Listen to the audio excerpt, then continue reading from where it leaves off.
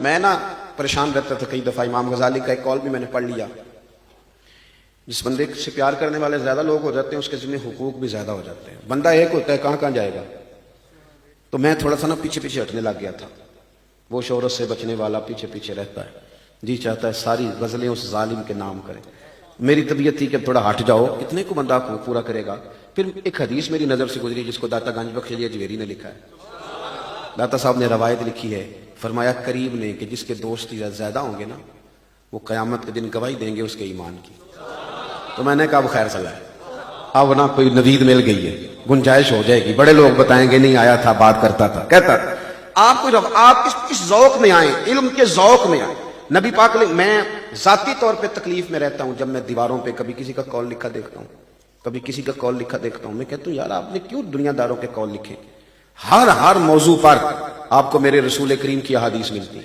حضور سے علم لیں. میں زیادہ تفصیل سے بات کر نہیں سکتا، تھوڑی سی باتیں میں نے صرف کرنی ہے. حضور کی نا نبی پاک کا بولنا بھی کتابوں میں محفوظ ہے اور حضور کا چپ رہنا بھی محفوظ ہے. کوئی نہیں سمجھ آئی آپ کو میری بات. علماء سے آپ پوچھیں گے ایک حدیث تقریری ہوتی ہے. حدیث ایک ہے قولی ایک ہے فعلی. جو حدیث کے طالب علم ہے میری طرح کے وہ بات کو سمجھیں گے. جو حضور نے کہا وہ قولی حدیث ہے، جو کیا وہ فعلی حدیث. ایک تقریری حدیث ہے، تقریری یعنی حضور کے سامنے کوئی کام کیا گیا اور حضور چپ کر گئے. اب وہ بھی جائز ہو گیا ہے. اگر وہ غلط ہوتا تو حضور منع کر دیتے. یہ شلوار اور پاجامہ حضور سے پہننا ثابت نہیں، لیکن صحابہ نے پہننا ہے حضور کے سامنے. حضور چپ رہے، اظہار خوشی فرمایا. یہ بھی حدیث بن گئی کہ یہ جائز ہے، ورنہ سرکار تو دامن باندھتے تھے. اب میری بات کو سمجھو، حضور جہاں چپ رہے وہ بھی حدیث ہے، حدیث تقریری. اب میں کہہ سکتا ہوں نا کہ میرے نبی کا بولنا بھی محفوظ ہے، چپ رہنا بھی محفوظ ہے. حضور کا تو خاموش رہنا بھی کتابوں میں لکھا ہے کہ یہاں بولے نہیں، یہ بھی موجود. اور ایک حدیث میں پڑھ رہا تھا، پھر میں نے کئی کتابوں میں دیکھی اپنے شوق سے. حضور نے فرمایا میں اور یتیم کو پالنے والا اس طرح ہوں گے جس طرح میری یہ 2 انگلیاں جڑی ہوئی. جس طرح یہ میری 2 انگلیاں، کسی محدث نے یہ نہیں لکھا، کسی نے نہیں. امام بخاری سے لے کر امام احمد بن حنبل تک کسی نے نہیں لکھا کہ نبی پاک نے 2 انگلیاں جوڑ کے کہہ دیا ہو کہ جو یتیم کو پالے گا میں اور وہ میری جس طرح 2 انگلیاں جڑی ہیں یوں جنت میں جائے. یہ نہیں لکھا. توجہ ہے میری بات پر.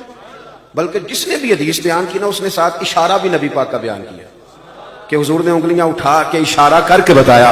اب میں کہہ سکتا ہوں نا کہ حضور کی باتیں بھی کتابوں میں محفوظ اور میرے نبی کے اشارے بھی کتابوں میں محفوظ. جو اشارہ کر دیا وہ بھی آج تک محفوظ. تو ہم کیوں نہیں سیکھتے؟ علم کا شوق کیوں نہیں پیدا کرتے؟ اور یہ بھی بہانہ چھوڑ دیں کہ میری عمر بڑی ہو گئی ہے. حضرت صدیق اکبر نے کس عمر میں کلمہ پڑھا تھا؟ 38.5 سال کی عمر میں.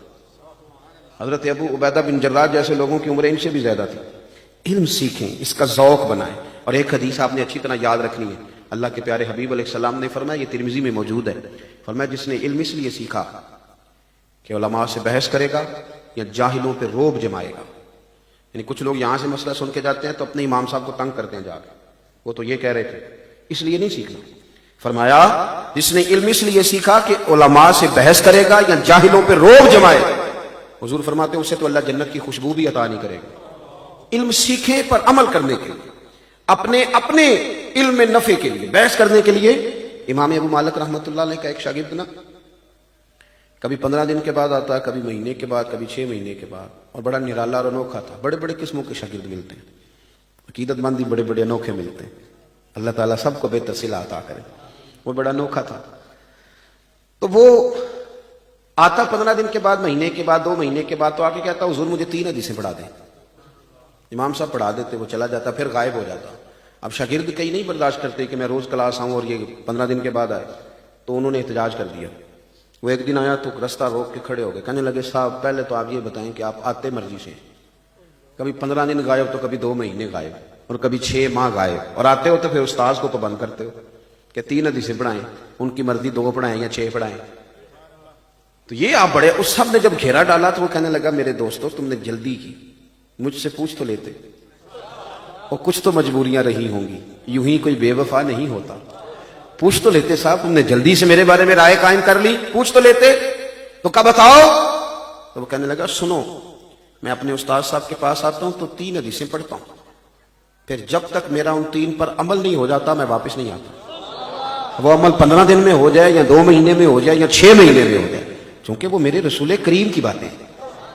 وہ صرف کوئی ایسی بات تو نہیں کہ طوطے کو بات رٹا دی جائے تو وہ بھی بولنے لگے، وہ تو عمل کرنے کے لیے چیزیں، تو سیکھ کر کے جاتا ہوں تو عمل کرتا ہوں، اور جب میرا عمل ہو جاتا ہے تو پھر میں حضور استاد جی کی بارگاہ میں دوبارہ آتا ہوں، پھر میں 3 باتیں اور لے جاتا ہوں اپنی زندگی کے لیے، میں عمل کا رستہ اختیار کریں۔ ایک پہلو جو بڑا قابل غور ہے، اس پر آپ کی توجہ دلا کے بات سمیٹوں گا۔ علم کی بات جب بھی سیکھیں اور جب بھی سکھائیں تو اس کے جہاں بھی آپ کو قرآن مجید میں علم ملے گا نا، ساتھ حکمت کے لفظ بھی ملے گا۔ یعلمکم الکتاب والحکمہ ادعو الی سبیل ربک بالحکمہ، دانائی اور حکمت، یہ خوبصورتی ہے۔ ہمارا انداز کئی دفعہ اتنا جارحانہ ہوتا ہے کہ اس سے نفرت انگیزی تو پیدا ہو سکتی ہے، لیکن علم آگے نہیں بڑھتا۔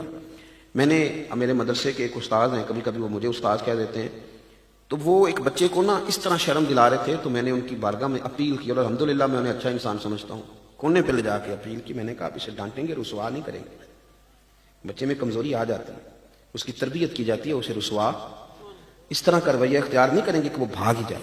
حکمت حسن ہے۔ ایک بات آپ سے عرض کرتا ہوں، میرے بزرگ فرمایا کرتے تھے کہ لوگ اپنے حق میں قائل کریں تو بڑے طریقوں سے کرتے ہیں۔ 50,000 روپے کی ضرورت پڑ گئی تو کسی کو فون کیا، بھائی جان کدھر ہو؟ اس نے کہا حکم کرے، کہتا نہیں ٹیلی فون والی بات نہیں، ملے گا کہاں؟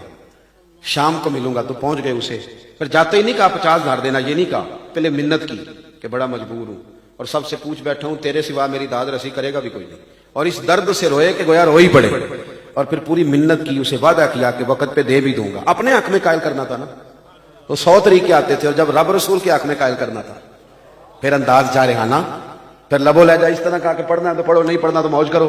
یہ کیا انداز ہے؟ آپ کو اپنے حق میں اگر اتنا قائل کرنا آتا ہے تو کیا ہو گیا، رب رسول کے حق میں نہیں قائل کرنا آتا؟